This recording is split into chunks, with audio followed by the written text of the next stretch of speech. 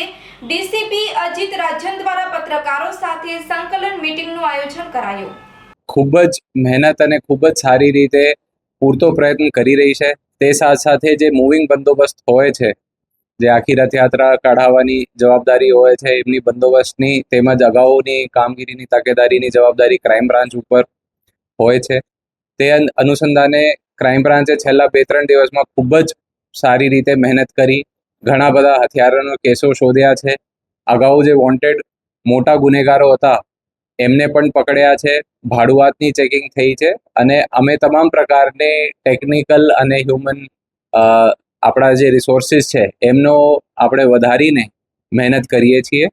તે સાથે સાથે આપ સૌનો જણાવવા મને ખૂબ જ સારું લાગે છે કે આપણે જે કોઈ પણ પ્રકારની ભગદડ ના થાય કે સ્ટેમ્પીડ ના થાય તે માટે આપણે એક સ્પેશિયલ આર્ટિફિશિયલ ઇન્ટેલિજન્સ યુઝ કરીને એન્ટી સ્ટેમ્પીડ, એન્ટી ક્રાઉડ્સ એમાં જે ઘણા યુવા લોકોનો જે સ્ટાર્ટઅપ્સ છે અને એ લોકો આ દિશામાં કામ કરી રહ્યા છે તેમનો સાથે જોડાઈને અમે એ લોકો કર્યું છે।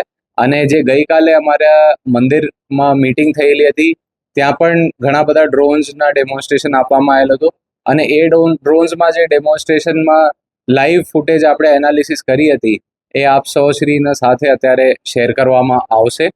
અને આપણી કોઈ પણ મીડિયાના ભાઈઓ અને બહેનો મારફત અમારી એ જ રજૂઆત છે કે કોઈ પણ લોકો છે એ બહુ સારી રીતે શાંતિપૂર્વક એ ભગવાન શ્રી જગન્નાથની યાત્રામાં જોડાય અને કોઈ પણ આપશ્રીના ધ્યાન ઉપર મુદ્દા આવતો હોય તો ક્રાઇમ બ્રાન્ચમાં જાણ કરવાની વિનંતી છે। આપણે જે ડ્રોનની ફૂટેજ હોય છે એમાં 2 પ્રકારના આપણે બેઝ એનાલિટિક્સ હોય છે અને એક વિડીયો ફૂટેજ બેઝ એનાલિટિક્સ હોય છે।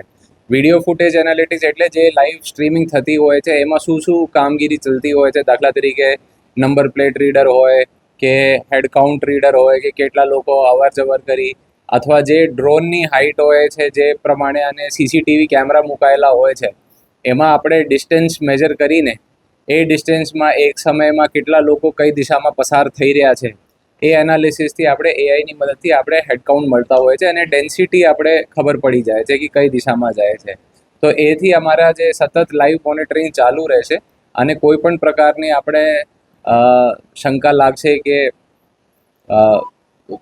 કંઈ ઇસ્યુ થઈ રહ્યા છે તો અમે તાત્કાલિક એમને અટકાવી શકીશું।